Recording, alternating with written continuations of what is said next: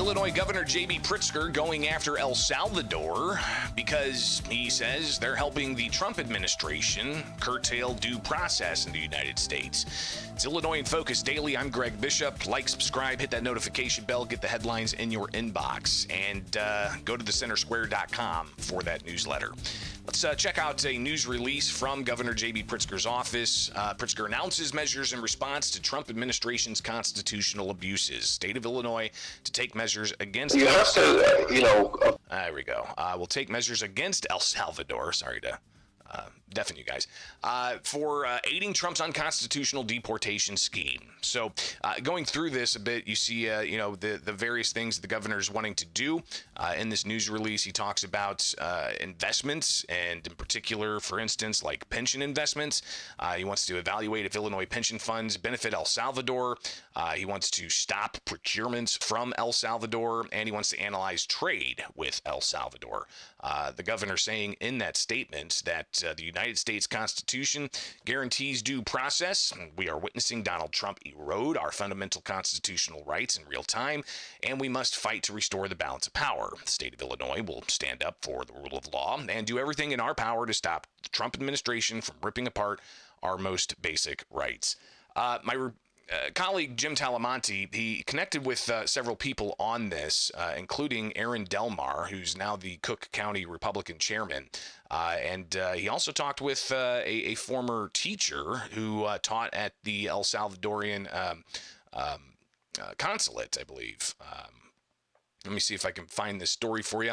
And go to thecentersquare.com. You'll be able to see this. Delmar, Pritzker plays national politics with El Salvador while neglecting Illinois. But here is Martin Dannenburg, formerly taught at the El Salvadorian consulate in Chicago. And he had this to say about, the governor's actions. He supports it. You have to, applaud the governor for bringing this up and putting it in the face of President Bukele. He went on to talk about the other issues involving Trump and supporting Pritzker in this move. But he also locked up innocent people, which is what Stalin did, throughout his career in the Soviet Union. Hitler did it. Trump is on that path right now. So where do we get some of the response from Republicans? Erin Delaney, critical of the governor's moves here, saying it's neglecting the state. Here he is talking to Jim Talamonte. He's trying to play national politics and start talking about issues versus Trump and then El Salvador that really have nothing to do with Illinois. And continues about the criticism of this move that the governor's taking against El Salvador. Any sanctions, any issues, any disinvestment that takes place through our pension system or any of our policies that affect their country is going to have a ripple effect across their economy and eventually to each El Salvadoran. It didn't just have those two conversations going back and forth, one person supporting the other one pushing back, saying it's kind of a flashy object type thing. You have State Representative Stephen Reich yesterday on the House floor, also critical of the governor, maintaining focus on this issue rather than stuff going on at home. Here's Stephen Reich.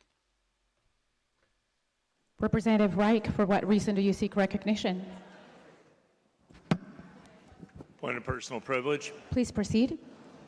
Saw on the news yesterday that the governor has initiated an inquiry as to how much investment the state of Illinois has in El Salvador as a means of pressuring El Salvador to release somebody who was deported down there and is in jail. First of all, it's not the governor's job to engage in foreign policy. Second of all, virtue signaling is something that should wait till he's a little bit closer to running for higher office. I guess that a budget that is not going to be in balance, $140-some billion in pension debt, and a transit agency fiscal cliff is a little bit too much to handle. Reich obviously critical, saying that it's a little too early for the governor to start virtue signaling. So the criticism's pretty stiff there. But he talked about how there's this issue with the hemp industry in Illinois. You've obviously got, even within the Democratic Party, the majority that control things, there's some differences of opinion. Should we regulate hemp more, go after the stuff like Delta 8 that's getting into convenience stores? While you've got the hemp industry, like, we are a good steward of economic principles, and we want to be able to have that marketplace without the stiff regulation. It's not, THC-driven cannabis. It's hemp that they're producing. And Reich says, instead of the governor going in and talking about El Salvador and trying to butt heads with Donald Trump and El Salvador's president, he really does just need to come back home and work on these issues. I think instead of swanning around the Sunday morning talk shows, the governor ought to convene the leadership of both the House and the Senate and get this problem fixed. Thank you. We'll see if the governor speaks more about this. He does have an event today in Chicago, and the press are going to be there to ask him questions. Obviously, I think some may ask about this El Salvador order of sorts from Pritzker, but he'll also, I'm sure, take questions about Illinois U.S. Senator Dick Durbin's Senate seat opening up, which we'll talk about in the next segment. It is Illinois in Focus Daily. Like, subscribe, hit that notification bell. Wake up with us each and every weekday morning. Get the headlines in your inbox with the newsletter from thecentersquare.com. Get the news segments at YouTube with the Center Square, and subscribe, share it up. Get all the segments and more. It's right here with Illinois in Focus Daily, the Center Square, and me, Greg Bishop. Appreciate you hanging out.